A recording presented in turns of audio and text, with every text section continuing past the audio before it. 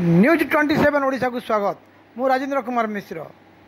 जड़े पोस्को पीड़िता को किपरि जड़े आसामी जेल रु बेल रे आसी धमक देउछंती एही अभियोग आनी से जिल्लापाल कार्यालय द्वारस्थ होइतिले एवं तांकर प्रतिक्रिया नेबा आसंतु तांको गाँव 27 ओडिशा को स्वागत। मु राजेंद्र कुमार मिश्र। आज आम आसी पहुँचीचु जयपाटना ब्लॉक हल्दीजोर ग्राम को। एठार जड़े दुष्कर्म पीड़ित अच्छा से अभियोग आनी आसतु बुझा से कौन कहते बीती जा अतीत विषय बुझी ना। संयुक्त नायक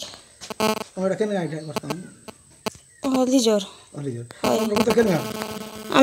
कुमार कानी कुमारखानी जेन घटना घटी कौन यहाँ कौन तुम कौन चाहूँ बर्तमान मत 13 वर्ष सानुज रेप करिथिला गोटे कमिटी घरनी तो तुम कौन है सब तापर गर्भवती है के से मो छुआ नहीं बोली कर कहला आरी केते काना कहला मते एबे भी कहूचे मारबी उर्बी जीवन रे तक मारे देबी बोल करी आर न्याय तो पाइबे मुई यारी